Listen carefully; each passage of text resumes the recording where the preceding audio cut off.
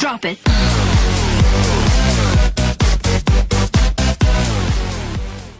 Es un placer, verdadero placer, haber entrevistado al actor español Alex Brendemiul de esta gran nota que tuvimos en Primera Filanet. Hay algo que me llama la atención en vos, que sos uno de los pocos actores españoles que tiene una trascendencia internacional muy pero muy amplia, pero que tenés como una especie de perfil bajo que no sé si tiene que ver con tu personalidad o algo así. Pues sí, la verdad es que la proyección internacional no es algo que haya buscado especialmente o que se logre así como así. Yo creo que posiblemente el hecho de provenir de tener diferentes identidades como es la española y la alemana, y haber crecido con diferentes lenguas y dominar diferentes idiomas me ha permitido viajar por otras cinematografías, cosa que para mí es un gran placer, porque siempre es un juego divertido meterse en identidades de personajes de otras procedencias y supongo que eso ha sido una cosa que me ha jugado a favor y en contra, porque también es verdad que soy un actor atípico dentro de la cinematografía española. Cuando empecé me di cuenta que no encajaba del todo en los castings de las familias, cuando hacía series en España, de esas familias típicas españolas, pues parecía que no entraba yo en un casting habitual, de manera que siempre era el extraño que venía de fuera y que era un poco inquietante y que de alguna manera complicaba las cosas o aportaba algo de dinámica diferente a las tramas, ¿no?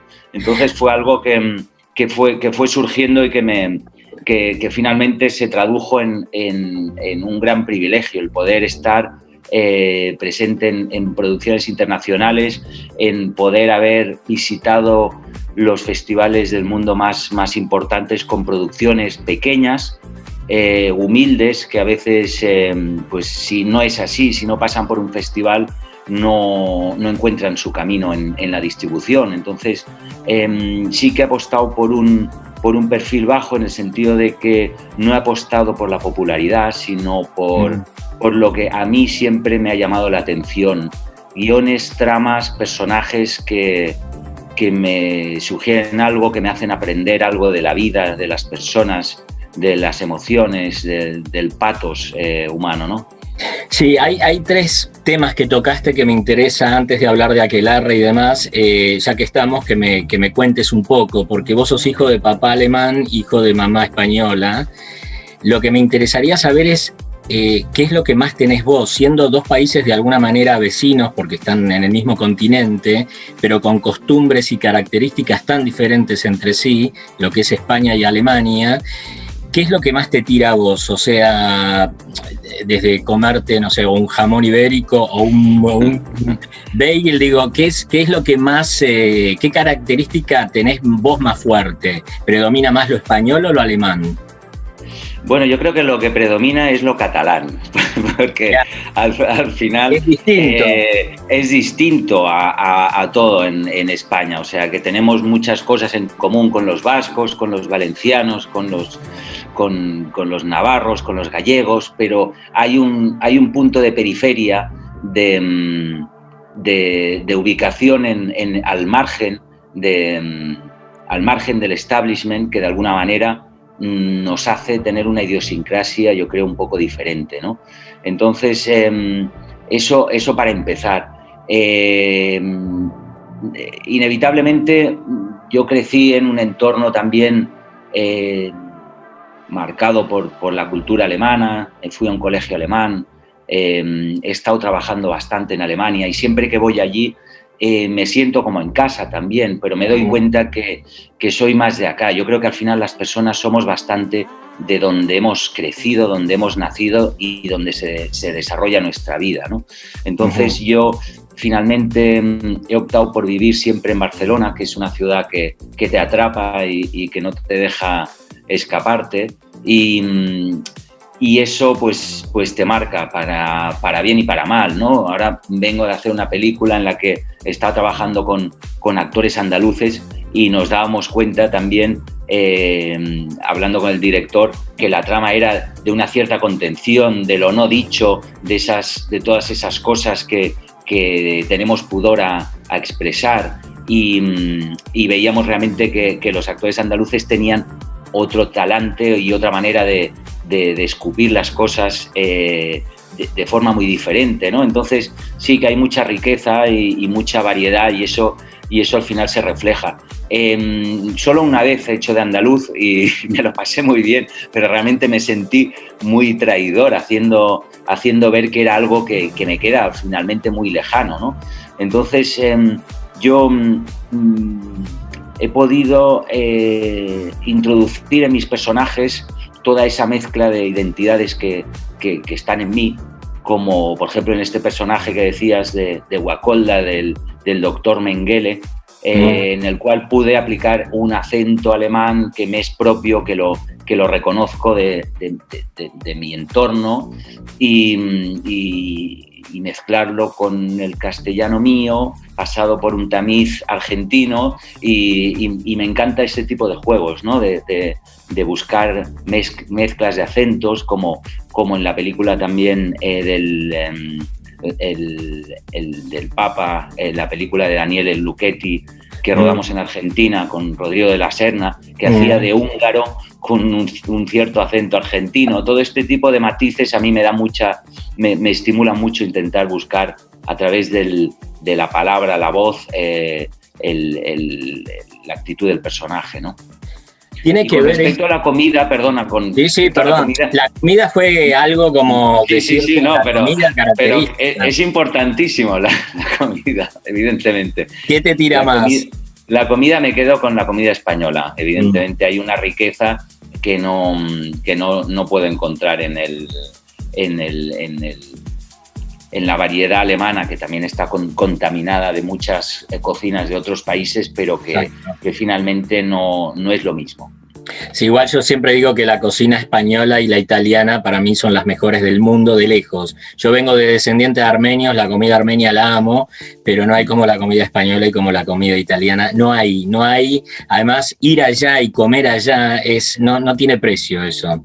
Pero me voy a los idiomas, Alex, porque lo que te quería preguntar, evidentemente vos sos uno de los pocos actores que habla muchos idiomas, pero que también evidentemente lo preparás muy bien, porque no dejás en películas. Yo te he visto en la película, por ejemplo, de Nicole García, la que estás con Louis Garriel y Marion Cotillard.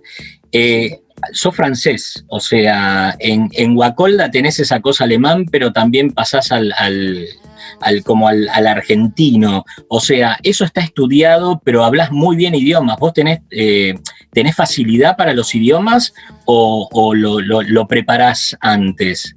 No sé si me entendés la pregunta, sí. Porque yo, por ejemplo, yo estudio ruso también ahora, y a veces cuando tengo que hablar algo en ruso lo pienso en español y después lo paso al ruso.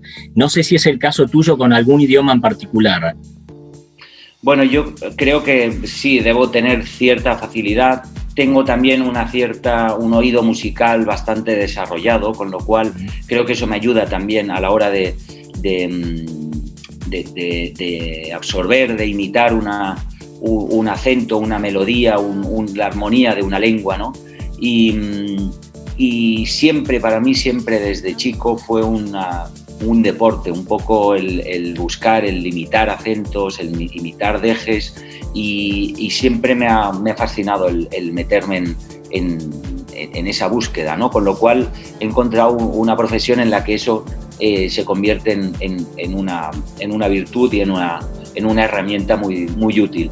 Y realmente creo que bueno, se ha convertido un poco en ese reto siempre, ¿no? El poder absorber y ser respetuoso con la lengua, que en el fondo es el reflejo de la identidad de una cultura, de una identidad, ¿no? Hablábamos un poco de, digamos, el bajo perfil que tenés. Sos un tipo muy popular, pero a la vez sos un tipo del que se habla poco, ¿no? Se habla poco, te quiero decir, no porque seas malo, todo lo contrario. Cada vez que haces un papel o terminás un largometraje, siempre se habla bien de vos, pero es como que es siempre el bajo perfil. ¿Eso es algo que vos quisiste imponer en tu carrera? ¿Es algo que se fue dando? ¿Sos así vos, ponele tímido por naturaleza? ¿O te encantaría, no sé, de alguna manera llamar la atención? Porque yo había leído por ahí en algún periódico hace mucho que en los inicios, cuando vos eras chico, te gustaba como ser el centro de atención en fiestas y demás. No sé si leí bien y si esa es la verdad o no. Sí, yo supongo que para superar mi timidez tenía que expresarme a través de una puesta en escena diferente, ¿no? De hacer personajes, de expresarme con otros métodos, ¿no? Entonces siempre de niño siempre me gustó entretener a los demás y divertirlos, ¿no? Por ejemplo, yo me considero un actor cómico y muchas personas que me conocen y amigos me preguntan ¿por qué siempre haces estos personajes inquietantes, atormentados, introspectivos, cuando realmente soy una persona de trato fácil, afable, según me dicen, y no excesivamente antipático? Entonces me ha tocado hacer personajes que creo que a veces por una cierta identificación posiblemente el espectador le genere rechazo, porque me ha tocado, y bueno, yo lo asumo así también porque creo que alguien los tiene que hacer, estos personajes, me ha tocado investigar en esos lugares limítrofes de la personalidad. Entonces eso no siempre te genera mucha popularidad o muchas amistades, ¿no? Porque es verdad que a veces el espectador más virgen o más inocente te ve tal como es el personaje, ¿no? Y supone que tú eres así. Entonces eso pues acaba suscitando una cierta suspicacia hacia mi persona también. Pero sí. Yo realmente, a mí me encantaría tener popularidad, no es algo que haya rechazado ni que rechace, pienso que es parte de nuestro trabajo, tener que lidiar con una parte de promoción, que quiere decir venderte a ti mismo y estar expuesto a la mirada de los demás, ¿no? Pero bueno, es algo que ha surgido así y que es así, entonces tengo que asumirlo, ¿no? Pero estarías dispuesto si pasa todo o sea, ponele que haces una película que es un tremendo golazo, como dicen acá, digamos, te expondrías y demás a todo lo que tiene que ver publicidad y todo eso. Sí, claro, yo pienso que al final todos hacemos lo que podemos, ¿no? A veces todos tenemos que hacer a veces trabajos porque tienes que ganarte la vida. Entonces no siempre puedes ser un sibarita de la elección de los proyectos, ¿no? Pero o sea, que puede pasar que en algún momento, y ojalá sea así, tenga alguna película que llegue y que guste mucho y que todo el mundo hable de ella. No reniego de ello. Lo que no lo busco de una forma obsesiva, ni he priorizado la popularidad y el estar en el ojo del huracán. Soy una persona que también me gusta dar un paso atrás o ponerme al otro lado, como también me ha gustado dirigir y escribir guiones y contar historias desde otro lugar, y pienso que hay algo también en un exceso de popularidad o de visibilidad que a veces impide ser creíble en los personajes. Yo lo he visto al menos en actores o actrices que se han sobreexpuesto, y eso es una cosa que a veces me ha preocupado, el estar excesivamente presente en los medios o en la cartelera o en la televisión, como para que la gente empiece a decir, bueno, este ya se vuelve a repetir, hace lo mismo que hizo en tal o tal película,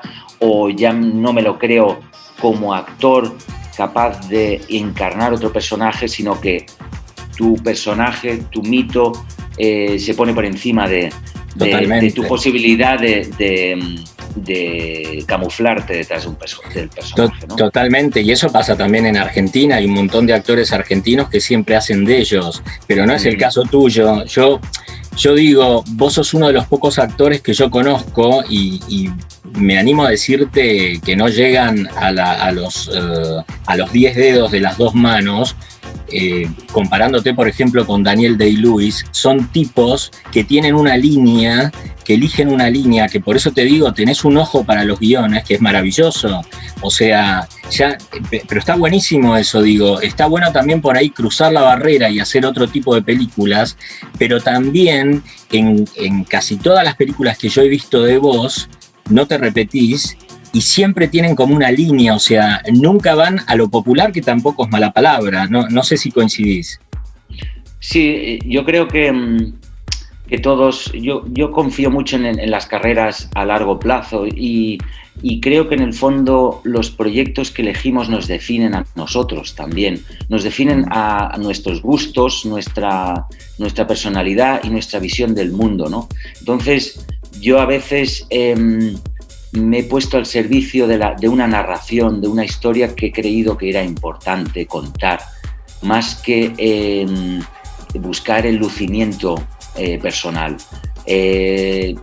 Hago un personaje secundario como hago un personaje principal en función de creer que estoy en un proyecto que es necesario y que tiene sentido, y una historia que me va a aportar algo a mí y a los espectadores, en el sentido de aprender, de divertirse y de evolucionar como seres humanos, ¿no? Eso es un poco una máxima que late ahí por debajo, consciente o inconscientemente. Entonces, creo que eso es algo que me caracteriza y que sobre todo no puedo luchar contra ello. O sea, cuando lo he hecho, cuando he elegido proyectos por otras razones o buscando eso, de repente que es estar más visible, pues o no me ha funcionado bien o ese proyecto no ha ido bien, con lo cual me he dicho, pues sigue ahí en tu línea porque esa línea es la que es coherente, ¿no? Entonces sí que intento mantener una coherencia y también intento romper esa coherencia, porque igual a veces he sido demasiado coherente con eso. Entonces estoy también en una fase en la que me quiero reinventar, he vuelto a hacer teatro, me he metido en proyectos diferentes ahora últimamente, con otro tipo de personajes, más ligeros, más livianos, más cercanos, más vitales, más positivos, porque también, evidentemente, como dices tú, según qué tipo de trabajo, te genera a veces también un trabajo interior que a veces es pues doloroso o es cansado o inevitablemente tienes que rebuscar en lugares en los que a veces a veces no apetece transitar, ¿no? Entonces, claro. También a veces necesitas trabajar materiales más ligeros, más cercanos, más divertidos, ¿no? En definitiva. Es que además creo, Alex, que se trata un poco de romper los estereotipos a los que vos mismo harás película tras película, y es lo que vos dijiste, es reinventarse. Lo que creo, sí, no sé. Por ejemplo, tampoco te voy a decir, o sea, un personaje como el de Aquelarre, por muy odioso que resulte, para mí es una gran diversión hacerlo, y yo siempre lo planteo desde el límite de a ver hasta dónde puedo llevarlo, a ver hasta dónde lo puedo hacer creíble, buscando el extremo también de este personaje y buscándolo, y realmente es un goce poder explorar estas calidades humanas y estas condiciones de un personaje así, ¿no? Entonces, mientras yo me lo pase bien y mientras pueda explorar un poco los límites del comportamiento humano, todo vale en ese sentido, ¿no?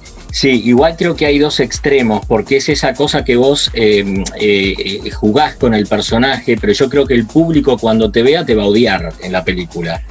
Totalmente. Sí. Bueno, que está buenísimo eso también, porque es lo que generás. O sea, interiormente por ahí te divierte porque es una experiencia, un desafío, pero para el espectador que vaya a ver Aquelarre o alguna película que has hecho de malo, que son varias, o de personajes bastante conflictivos, digo, la gente te termina odiando. No porque te odien en persona, digo, por el personaje. Sí, no, o sea, me ha pasado en varias ocasiones y creo que en ese sentido la película que citaste antes, Guacolda y Aquelarre, son un poco personajes extremos en ese sentido, igual los más radicales que he interpretado, de los que realmente yo creo cuando sale el espectador del cine, lo último que quiere es encontrarse a un tipo así tomando un café al lado suyo. Entonces, entonces ese mito del monstruo a mí ya me hace gracia a veces, o sea, claro. Me parece divertido. Mis Pero hijos a veces se asustan. Mis hijos a veces se asustan, o también mi chica cuando me ve con los ojos desorbitados discutiendo por qué han puesto tal cosa sobre la mesa o en otro sitio, porque eso no está donde debería estar, y yo no me daré cuenta, no nos damos cuenta a veces de lo que emanamos, de lo que, claro. de lo que transmitimos, y eso es algo que bueno, creo que en mi caso creo que me ha funcionado siempre, no ser del todo consciente de lo que haces y de lo que desprendes, ¿no? Eso, dejarlo al azar, dejarlo al espectador que acabe de llenar algo, porque a veces los personajes ya están escritos de alguna manera, entonces no hay que acentuarlo más, enfatizar más, sino que serlo, ¿no? Ser el personaje, encarnarlo, ¿no? ¿Sos uno de los actores afortunados que siempre ha podido vivir de su profesión? Sí, la verdad es que sí, tuve 2 años de crisis, del 2000 al 2002, en los que casi nadie me ofrecía nada, y fue una oportunidad para ponerme a escribir un guión que finalmente se cristalizó en una película que se llama Yo, que dirigió Rafa Cortés, y que me sirvió mucho para entender mi oficio de actor desde otro punto de vista, desde el punto de vista del guión y de la dirección, y desde la toma de decisiones también, como la producción, como la elección de arte, de la dirección de arte, de la cámara, del posicionamiento de cámara, desde pasar por la etapa de montaje, cosas que creo que nos sirven muchísimo a los actores para relativizar la importancia de ciertas cosas, ¿no? Alex, hablando de Aquelarre, ahora sí, quería saber qué era lo que te había atrapado del guión, porque el personaje es bastante siniestro, lo digo con amor. ¿Qué es lo que más te atrajo el guión y cómo fue la relación con Pablo? Y también estás en casi toda la película con Daniel Fanego. Contame un poquito de eso. Bueno, el guión, cuando lo leí la primera vez, me generó, claro, leyéndolo desde el punto de vista del personaje, me generó un cierto rechazo, o sea, tengo que confesar. Hubo un momento en el que dije, no, si me meto en este personaje tengo que volver a remar y profundizar en unos lugares complejos, y a veces no apetece, ¿no? Finalmente accedí porque creí que era un buen proyecto, y por Pablo, porque con Pablo ya estuvimos hablando en su día para el proyecto de Evita no duerme, y hubo un momento en el que estuve a punto de participar en esa película, y creo que ambos teníamos ganas de trabajar juntos, y entonces hablamos y me pareció que era un cineasta con un mundo fílmico muy, muy rico y muy sugerente, que ya había descubierto en Salamandra en su día, y me pareció que era una oportunidad muy, muy, muy interesante esta mezcla de caza de brujas en el siglo XVII, en el País Vasco, con euskera, con una producción mayoritariamente vasca y española, con parte francesa, argentina. Me pareció uno de esos pupurris en los que yo me meto con muchas ganas, y realmente pues fue tirarse a la piscina Sí. y ponerse a investigar de qué iba eso. Realmente el tratado de brujería del juez Rostegui, bueno, del Pierre Delangle, es un delirio de teorías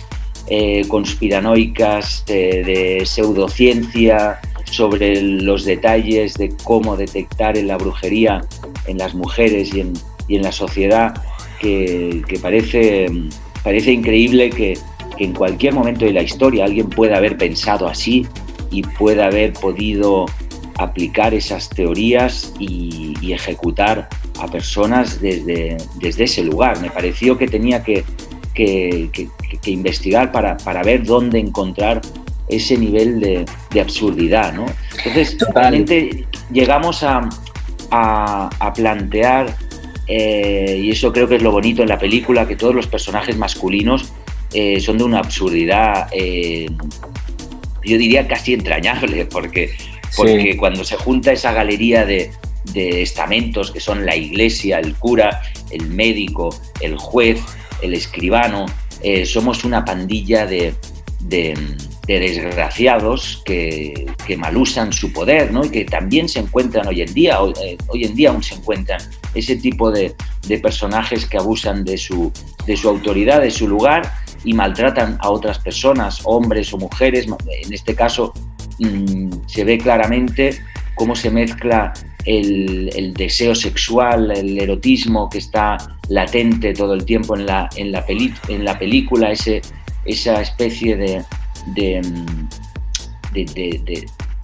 mentalidad perversa y pervertida de este hombre y de su pandilla, y de cómo ellos le intentan poner otro nombre, que es la brujería, para competir con Belcebú, con el mismo demonio, en el fondo también una ansia de grandeza, un delirio de grandeza para estar a la altura de ese demonio que las conquista a ellas, ¿no? O sea, ser más que ese demonio, ¿no? Mirá, ahí me sacaste la pregunta de alguna manera, porque a mí cuando la vi, que la película me encantó, yo te digo la verdad, la vi medio como, empezó medio ahí desganado, después la película repunta, me parece fantástica.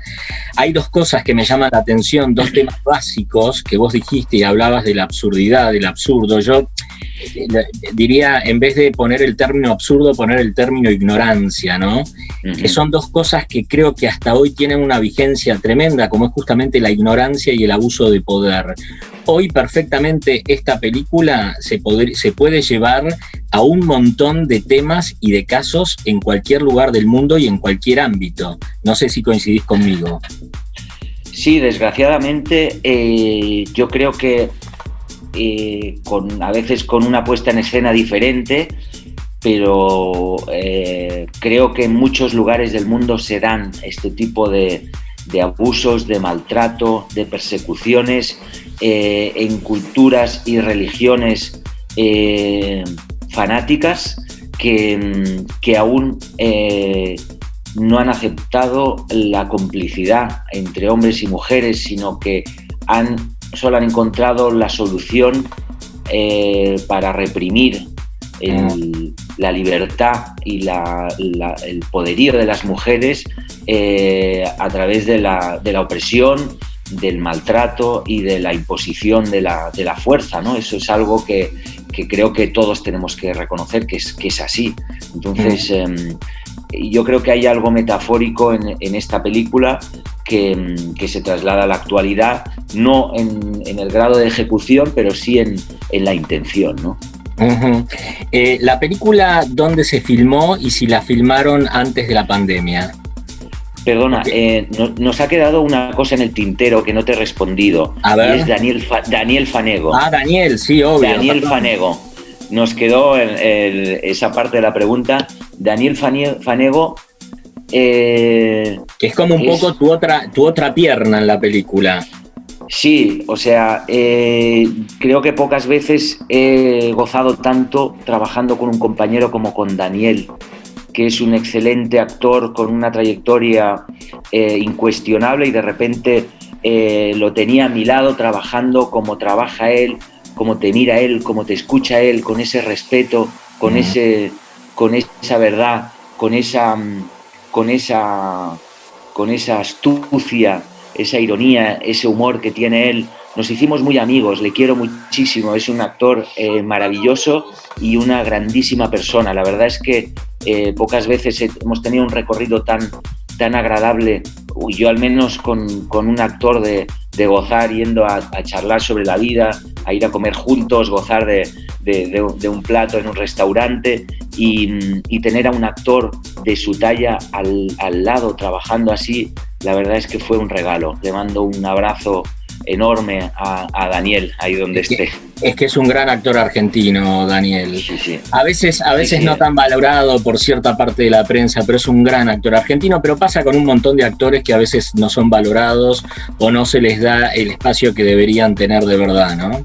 Yo creo sobre todo es un actor generosísimo, que eso cuesta mucho de encontrar. Un actor que te ayuda, te permite ser y que no antepone sus neuras personales, su lucimiento personal al trabajo comunitario, colectivo de una película. Y es como yo también me gusta entender el cine, ¿no? Sí, es un tipo generoso y se lo ve, se le nota. Sí, es enorme.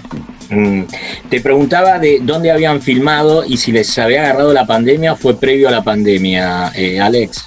Pues la verdad es que rodamos previo a la pandemia, fue como algo más de medio año antes, casi un año antes de la pandemia. Fue en mayo, junio del 19. Entonces... Fue un rodaje, teníamos el campamento base en San Sebastián y desde ahí íbamos a rodar a diferentes aldeas del País Vasco, Navarra y el País Vasco francés. Entonces, básicamente estamos en las montañas, en caseríos antiguos, en la parte en un bosque que es el bosque que se ve al final, que es el bosque de la Sierra de Urbasa, un paisaje absolutamente lunar, increíble, que bueno, en el que se han rodado muchas películas porque realmente tiene una energía muy poderosa y en lugares del País Vasco que realmente tienen algo en el que se respira una energía muy potente, ¿no? Tienen magia. Magia, esos bosques milenarios, esa frondosidad, esa humedad, esa lluvia, ese clima que le da todo una luz muy especial y que luego te remite. Realmente es fácil transportarte a un lugar mágico, especial, ¿no? Mirá, sin querer spoilear la parte final, ese precipicio es una cosa impresionante, pero hay una parte también de una persecución de los soldados con las chicas, que hay todo como un camino. Yo digo, esto es verdad, porque yo nunca lo vi. Es maravilloso con ese precipicio que estás ahí al borde de la nada. ¿Ahí hubo algún efecto o se filmó tal cual? No, ese lugar es así. Yo no estaba ese día, no sé si se tuvo que falsear alguna cosa, pero yo sé que, o sea, yo oí como ponían unos hilos para que los actores y el equipo no pasasen de un cierto lugar porque la vida peligraba. Realmente hay unos paisajes y una costa muy abrupta en el Cantábrico, con unas mareas y con unos temporales que realmente tiñen ese paisaje de algo muy peligroso y muy poderoso, ¿no? Alex, para ir cerrando, tengo un par de preguntas para hacerte. Primero, hablábamos del confinamiento, de la pandemia. ¿Cómo te agarra a vos? ¿Cómo te toma todo este tiempo? Si te lleva a reflexión, si te trunca trabajos, ¿qué pasa con el entorno tuyo? ¿Y qué pensás, haciendo una reflexión, si esto de alguna manera está cambiando el mundo? Bueno, la verdad es que como a todo el mundo creo que nos cogió a todos muy por sorpresa, ¿no? No contábamos con este batacazo. A mí de entrada fue los primeros meses de confinamiento tenían algo hasta mágico, el hecho de no poder hacer nada, de estar en casa y estar obligado a bajar las revoluciones, a parar las máquinas, ¿no? Tuvo algo como incluso de descanso para mí, igual de venir de temporadas de mucho movimiento, de arriba y abajo, pues hubo algo de recogimiento que me sentó hasta bien, ¿no? Luego creo que ya está durando mucho, ¿no? Nos está desgastando mucho a todos el mareo de ir y venir, de abrir, cerrar, ahora sube, ahora baja. La desconfianza que nos ha generado toda la opinión pública y los métodos que se están aplicando para combatir esta situación. Entonces hay un punto de desgaste y creo que todos nos tenemos que obligar a funcionar de una manera estando un poco por encima de estas circunstancias, porque si no, si estás muy pendiente de las noticias, de la prensa y todo esto, te vienes abajo con una facilidad espasmosa, ¿no? Entonces, yo de entrada tuve esos meses de parón en los que de repente no se podía hacer nada, volví a activarme con ensayos en el teatro, ahora he estado rodando 2 películas, se está volviendo a funcionar aquí al menos y se están en nuestro ámbito se está produciendo mucho porque claro, las plataformas necesitan contenidos y se está rodando bastante, entonces yo realmente no me puedo quejar.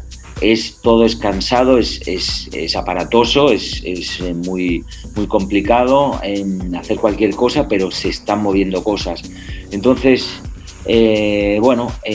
con ganas de acabar, de que esto pase, como todo el mundo me imagino, pero también con la convicción de que el mundo que nos viene ahora no será el mismo, o sea, que han pasado muchas cosas y que no podemos esperar que todo sea igual, que a ver si aprendemos de esto y sacamos alguna conclusión positiva de que nos haga cambiar en ciertos hábitos, en ciertas cosas que igual no estaban funcionando, ¿no? Más que nada me da rabia cuando se aprovecha de esta miseria, de esta situación y ves que se aprovecha para fines lucrativos, económicos, de multinacionales, de farmacéuticas, de todos esos poderes fácticos que expolian al final a la gente, a la población, al ciudadano de a pie, ¿no? Sí, yo creo también que, por ejemplo, la televisión no ayuda en lo más mínimo, digo, la televisión entorpece, malinforma en muchas ocasiones, entonces uno que por ahí, no es el caso mío porque yo no veo televisión, pero digo, uno que está vulnerable o que suponte vive solo o que es mayor, entonces yo creo que lo termina matando la noticia, por eso sí. Yo creo que a mí la pandemia o el virus en sí me ha preocupado menos que todos los efectos colaterales que está provocando en la salud de las personas, en la salud mental, en todas las expresiones de enfermedades que se están produciendo en las personas que no se está hablando del precio que se está pagando para combatir esta enfermedad. Parece que no hay nada más, parece que no hay otros problemas y realmente ha sonado un poco a estrategia para despistar de según qué y para focalizar todo en ese conflicto y en ese problema y sin darse cuenta del precio que eso supone para el bienestar de las personas, ¿no? Eso es lo que a mí me preocupa más. Sí, absolutamente. Ahora, ¿crees que vamos a estar mejor o peor? Bueno, yo creo que vamos a pagar muy caro. O sea, yo el otro día hablaba con un amigo médico y dice, me están llegando pacientes con cuadros muy preocupantes de todo tipo de enfermedades y sobre todo salud mental, ¿no? No sé, claro. Sigue siendo un poco un tabú, pero la gente se lo sigue manteniendo en su casa, pero hay mucha gente que lo está pasando muy mal y y la miseria y las condiciones en las que se está convirtiendo el estilo de vida, ¿no?, que tenemos ahora, que no es nada saludable, ¿no? No, totalmente. Alex, antes de terminar, te quería preguntar ¿cuántas veces habías estado en Argentina filmando? Pues he estado filmando en Argentina 4 veces, 3 veces filmando. La primera fue Guacolda. Sí. Estuvimos en Buenos Aires y en la Patagonia, en Bariloche y en toda esa zona. Y la segunda vez fue el Papa de la Gente, la película de Daniele Duchetti, sí, en Buenos Aires, que estuvimos rodando en una villa y en lugares muy, muy interesantes. Y la última vez fue en el norte, en Jujuy.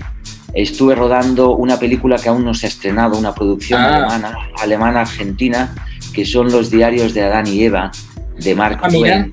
Sí. Que fue una producción muy, muy salvaje, muy divertida. Estuvimos rodando en la Yunga y luego en el norte, en el cerro de las 12 colores, de los 7 colores, sí. De los 7 colores, en las salinas, en lugares extraordinarios y bueno, y con mucha curiosidad por ver esa película que hace 2 años y pico que rodamos. Y ¿quién dirigía? Dirigía un director alemán, Franz Müller, con el que ya había rodado previamente, y armó un equipo básicamente argentino, y fue una película muy loca, muy creativa, muy, muy pequeña y una aventura extraordinaria, realmente, por la calidad humana y por los paisajes y por la experiencia de ese rodaje.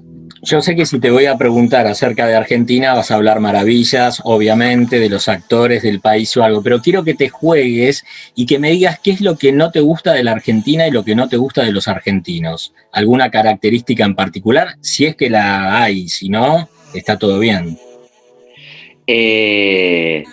No te voy a decir según qué, porque igual me cortan las pelotas. Tengo aquí familia argentina en casa, entonces... Te cortan las bolas, como dicen aquí. Entonces no puedo decir según qué. Yo la verdad es que siempre que he estado en Argentina me he sentido muy como en casa, ¿no? No sé por qué, tengo una conexión muy, muy fuerte y me siento muy a gusto. Si pudiera decir algo, ojalá encuentren un camino para que el país funcione mejor, para que la gente se entienda mejor, sea más honesta, sea más consecuente, más responsable con sus deberes como ciudadano, que los políticos dejen de complicar la vida a los ciudadanos y que puedan convivir con toda esa riqueza que tiene el país, esa cultura, esa educación, tantas cosas buenas que he encontrado en Argentina y que me emocionan cada vez que voy.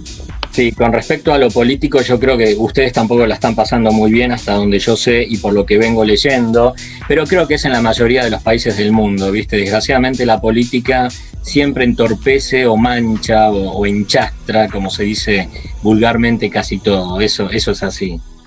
Sí, es tremendo y parece que nadie les votó, pero siempre están ahí y parece que acaban ejerciendo de políticos los que no encontraron otra profesión o algo. Porque totalmente. Es lo que dices, coincide en muchísimos lugares que estamos en manos de gente que no es capaz de gobernar o de personas que en cuanto llegan al poder realmente pierden el mundo de vista. No sé qué tendrá eso del poder que corrompe, que distorsiona la visión y les hace perder la conexión con la realidad y con la calle, ¿no? Y llevando y haciéndote la última pregunta a lo profesional, ¿hay alguna película en particular, si querés me decís, si no, no, alguna película en particular o algún realizador en particular o algún actor o actriz en particular con la que no quisieras volver a trabajar o no te sentiste a gusto, o alguna película que te hayas arrepentido de hacer? A ver si te jugás. No, tengo una habilidad, y es que erradico de mi memoria todos los malos recuerdos, todas las malas experiencias. ¿En serio podés luego, poner en práctica eso? bastante. La verdad es que intento no perder demasiado tiempo con rencores. Es más, tengo una capacidad por entender hasta mi peor enemigo, que algo que a veces no es una virtud necesariamente. A veces debería expresar más mis impulsos y decirlo. Otras veces, cuando he vomitado lo que sentía, no me ha ido bien porque luego soy excesivamente vehemente en mis críticas y en mis expresiones de ira y de rabia, con lo cual me conviene más estarme calladito y respirar a 5 y luego decir lo que pienso. Totalmente, sos cauto entonces, me parece genial. Sí, porque cuando no lo soy, normalmente me sale de algún lugar una rabia y una ira que no me aporta nada ni a mí ni a los demás. O sea que esa tranquilidad aparente que tenés no es tan así a veces. No, hay fuego y hay mar turbulento debajo. Mar turbulento. Mucho torrente de pasión, como la película de John Cassavetes. Exactamente. Alex, un placer haberte conocido.